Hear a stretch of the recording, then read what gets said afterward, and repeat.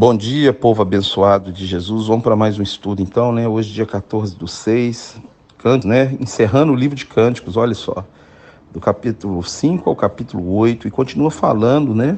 Do relacionamento de uma donzela com o seu noivo. E lá vai falar Samuel e a Sulamita. Embora ele tinha 1000 mulheres, ele tinha preferência dessa. Essa era a predileta dele. Então, o que isso tem a ver com Jesus e a igreja? Primeira coisa, Deus, ele quer, através do seu Filho, ele quer uma intimidade conosco também.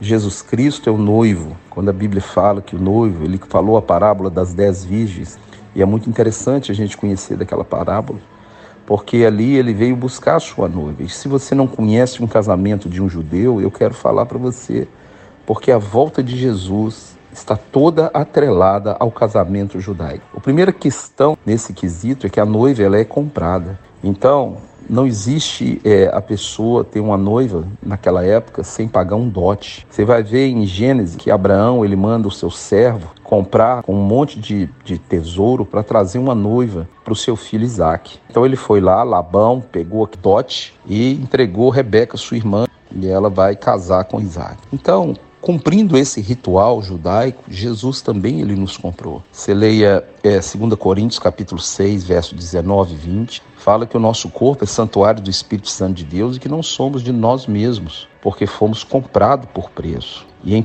Pedro capítulo 1, verso 18, diz que o preço pago por mim e por você é preço de sangue. Agora, o mais interessante é na mão de quem que ele comprou, porque você era propriedade do diabo. Jesus falou que aquele que você serve, esse é o seu Senhor. E quando nós estávamos sem Cristo, a gente servia o diabo. Então, leia Efésios capítulo 2, verso 3, diz que todos nós éramos filhos da ira. Então, Jesus nos comprou na mão da ira, como noiva. Agora, o interessante nesse casamento judaico é que a noiva é comprada e o pai tem que dar uma declaração que ela é virgem, E ela tem que provar na noite de núpcias a sua virgindade, senão ela é devolvida e o dote ele é recolhido de volta. Esse é o casamento judaico. O que vai nos deixar virgem ou nos deixar puro, limpo diante de Jesus? Você leia Efésios capítulo 5, 26 e 27, diz que nós somos lavados pela água da palavra. Ele não vem pegar uma noiva avacalhada. Então nós temos que vigiar para não ficar para trás, para não sobrar, porque se a gente for encontrado impuro, a gente é devolvido para o dono, para o pai. Então você, no caso, vai ser devolvido, vai ficar para trás. Outra coisa é assinado um contrato entre o noivo e o pai, que a noiva ela é virgem. Jeremias 31:31 fala da nova aliança, que Deus ia escrever a lei na nossa mente e no nosso coração. Ele está cumprindo todo o ritual. Comprou a sua noiva, escreveu, assinou o contrato, pagou o preço, e aí ele volta, o povo é tribal. Então agora o noivo, ele vai para a casa do pai dele para construir morada. E quando essa morada está pronta, ele volta para buscar a sua noiva. É interessante que em João 14, Jesus falou, não se turbe o vosso coração, crede em Deus, crede também em mim, na casa do meu pai há muitas moradas. Se assim não for, eu teria dito, pois estou indo preparar lugar, e quando o lugar estiver pronto, eu volto para te buscar. Você está vendo então, as pessoas em Israel faziam a casa na casa do pai deles, na tribo deles, e depois que a casa estava pronta, o pai agora, ele dá a ordem para buscar a noiva. Quem manda buscar a noiva é o pai, quando a casa está pronta. É interessante que em Mateus 24, Jesus falou que o dia e a hora dele buscar a noiva, nem os anjos no céu sabem, mas somente o pai. Então ele está aguardando a ordem do pai para buscar você, para me buscar. E ele vem buscar uma igreja sem ruga, santa, sem mácula e sem defeito. Você se encontra nessa posição hoje? Se você não tiver assim, peça perdão pelo seu pecado. Seja lavado pela água da palavra, fique purificado, porque brevemente aquele que falou que ia voltar, vai voltar. E continuando o casamento judaico, o que acontece? Então Jesus foi para a casa do pai para fazer lugar e está aguardando a ordem do pai para buscar a sua noiva. E o interessante é que quando o dia chega, quando vai dando, o prazo é 2 anos, em média 2 anos para ele construir a casa. E quando passa esses 2 anos, vai chegando no final dos 2 anos, a noiva já fica eufórica, porque o noivo pode voltar a qualquer momento. A qualquer momento. Então ela fica dia e noite na janela, aguardando com a candeia acesa, porque ele pode vir à noite. E o sinal que ele vai vir é o toque do chofar. Vem as pessoas tocando o chofar e o noivo vai vindo buscar a sua noiva.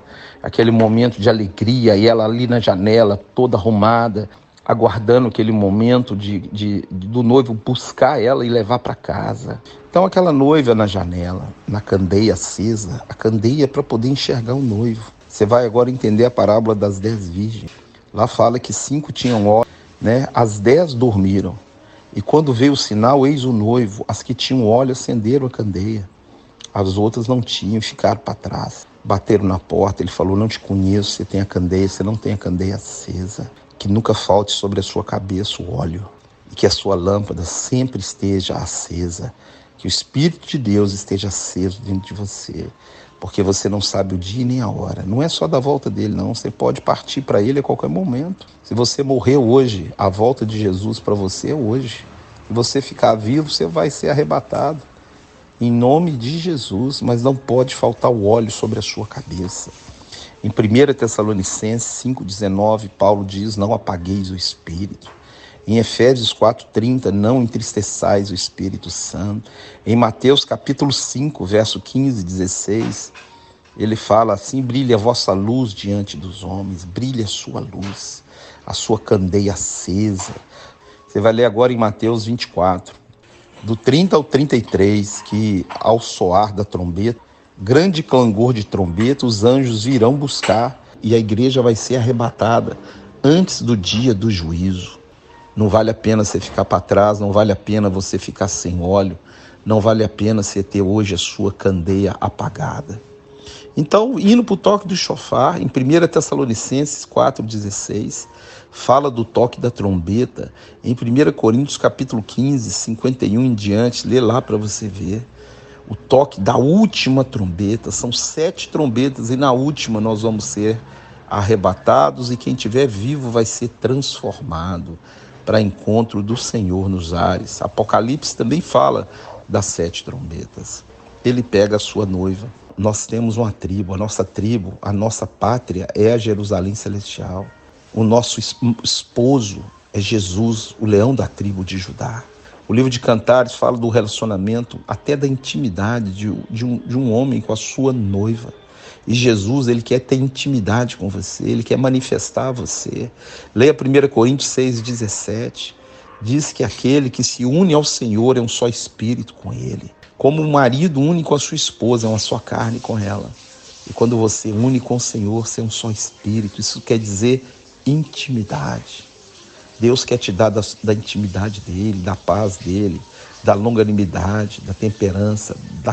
Deus quer tirar o fardo pesado da sua vida.